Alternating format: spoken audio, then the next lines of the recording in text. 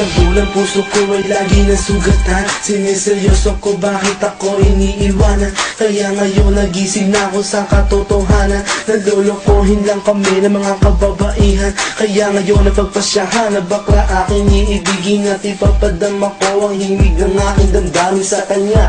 Oo nga, at hindi sa isang babae, dahil ang puso ko ay kanilang sinabotahe. Para bang ako'y isang laruan na kanilang dinapagpapak. Pagkatapos pagsawaan, kanilang tatalikuran. It's so unfair, kaya bakla na lang ang ibigin. Kaya ngayon pakinggan nyo, para sa inyo itong awitin. Mga taong baylang kami, sawa sa babae. May mga babaeng manluloko, piniperahan lang kami.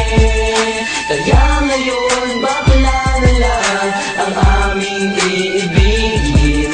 Masarap magmahal ang bakla, okay sarap. Hinag ng isang babae ang dahilan kung bakit nagmahal ako ng tulad niya kahit siya ay pangit at di niya pinagkait at sa akin hindi lumapit. Kaya hanggang ngayon virgin pa ang aking pit at alam ko namang wala akong kahati. Di ko siya mabubuntis pagkat pareho kami ng are. Grabe, buong buhay niya ay sa akin binigay. Lahat-lahat kanyang inalay, basta wag akong mawalay. Di na kita iiwan kahit na ikay bakla, basta tiwala mo sa akin. Singkinang nantala at totoo, relasyon natin ay parang ginto. Mahal kita, wag lang sana akong magkatulo.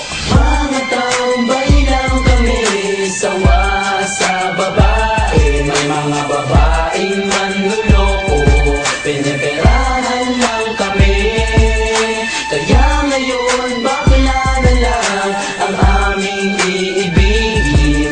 Masarap magmahal ang bakla, okay sarap. Kasulat ko ang kantang ko dahil sa galit, pagkat sa tuwing nagmamahal puso ko'y napupunit. Ginawa ko naman ang lahat, sa kanya lang inilaan. Binigay ang nais na lupa, tiyain katawan. Pero kapalit nito isa pa lang at taksilan. At nagawa pa niya na ako'y pagtawanan. Kaya ngayon si Lenya, labis ang pag-iyak. Puso ko'y parang sagasaan ng 5 mililitra.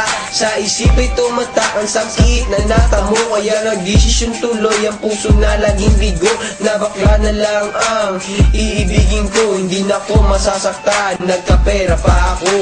Mga taong baylang kami, sawa sa babae. May mga babaeng manluloko, piniperahan lang kami.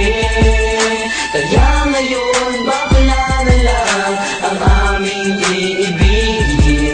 Masarap magmahal ang bakla, okay sarap. Isang bakla ang iibigin habang buhay, sa kanya ko lang inalay ang